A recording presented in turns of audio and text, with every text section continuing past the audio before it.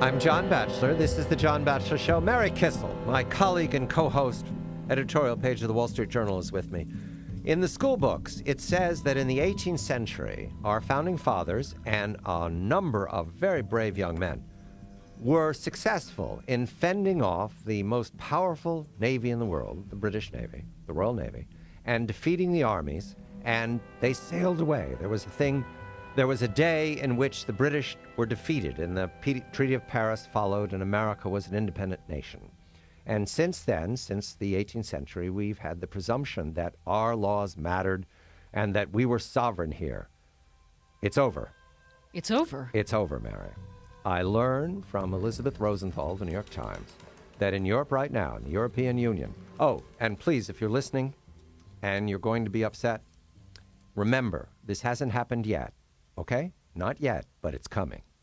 The European Union, the Cap and Trade, the European Admissions Project, has mandated that all European carriers pay a fee or in some way offset their greenhouse emissions from flying around in Europe.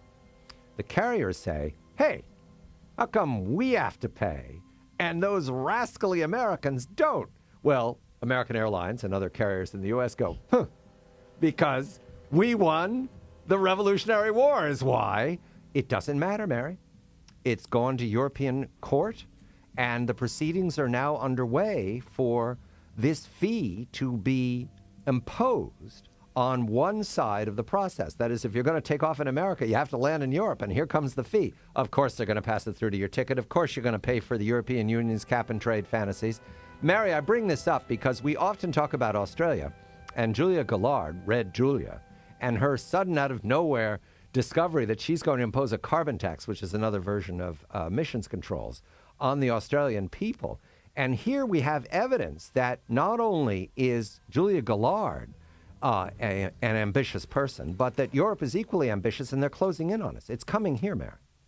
Well, these are politicians of the left that want to tax and redistribute. That's right. And they're if you want to fly to Europe, you're going to pay their tax. Well, look, with the weak dollar, I'm already paying to go to Europe, John. So let's go to Australia. 2 weeks ago when we talked about this, I thought, well, we can isolate Australia. You know, the carbon tax, it's not going to come here. There's only 16 million people down there, and they're a little wacky anyway. They're very friendly. But it's wrong, Mary. It's coming everywhere. And Julia Gillard, is she winning the argument in despite the polls? Is she winning the argument with her majority in Parliament? No, she's not winning the argument. She is way behind in the polls, and it's not just her. It's her party versus the Conservative coalition on the opposite side. And it's really energized opposition leader Tony Abbott. I was just reading today in our sister paper, The Australian, that Tony Abbott, this is the opposition leader down under, went on to talk about how Ms. Gillard and her government were going to police carbon emissions. And I love this. He says, it is a draconian new police force, right? Chasing an invisible, odorless, weightless, tasteless substance. Right. Gotta love this guy. Just like the Europeans, because it's the same thing, That's Mary. Right. She is going to find, exactly the she's same going to thing. find endorsement at the European Union in Brussels, or sometimes they're in Brussels, not always in Brussels. Sometimes they're in another French city, I can't remember. But in any event, they're going to impose it on America, and it's not at all clear that we can fend this off. You want to fly to Australia, you pay the tax. You want to fly to Europe, you pay the tax. Now, I want to leap this. Do you think that the public is aware that the political class has already decided that this is done? Well, that look, they're gaming this regardless of the vote? Well, I think if and when the EU does do this, yes, people here will wake up and will pay attention to it. But, look, in the United States, even the Obama administration with the Pelosi Democratic majority Congress could not get cap and trade through, because even Democrats knew that they could not impose this kind of economy-wide tax on their voters and stay in office. All right, I'm going to take your word for it. I did learn that the Europeans are negotiating right now to impose a tax on us, and I just wanted to mention to everybody to get their blunderbusses out. We might need them. Moving to another Asia matter, arriving in the United States tonight or within these days by aircraft, and I'm presuming he didn't pay the emissions control tax the Europeans would impose, was a representative from the foreign ministry in North Korea. I think the term exploratory was used by State Department when this visit was announced. about denuclearization. What the heck is going on? What are we talking to the North Koreans about? Oh, that's a great question, John. This isn't just anybody. This is Kim Gae-kwan, who is the Vice Minister of Foreign Affairs for North Korea. He was the main representative at the six-party talks in charge of the United States on their side. So he's somebody who we've known of for a very long time. Now, the Obama administration has been very, very strong, to their credit, and especially Secretary Clinton, of saying that we're not going to go back to the negotiating table until North Korea gives us something, demonstrates that they're going to denuclearize.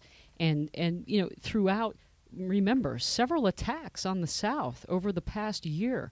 We've had 50 South Korean citizens and soldiers die because of North Korean attacks, and we haven't gone back to the negotiating table. And then, boom, out of the sudden, out of nowhere, in Bali, of all places, last weekend, at the Association of Southeast Asian Nations meeting, this is an annual event, the North and the South got together in an informal way and decided that they wanted to have talks about talks. But, you know, the State Department will argue, and they've argued to me, this has no cost. But that's wrong, because it's a signal of weakness. Right. It's bilateral. It's the bilateral dream. It's the bilateral dream. It's not six-party. Mary, John Bolton told me several days ago that the strategic silence practiced up to this point was successful, not dealing with them when there was nothing to be done. Has something happened in Washington? Was there a change? Look, there has been a change, but remember, there's always a cadre of State Department officials who want to talk to the North because they want something to do. Mary Kissel of the editorial board of the Wall Street Journal. That's right, the carbon tax is coming to you. If you travel to Europe, it's coming to you. If you use an American carrier, it's coming to you. North Korea's arrived to talk to the Obama administration about what? Mary, thank you very much. Mary Kissel, the editorial board of the Wall Street Journal. I'm John Batchelor.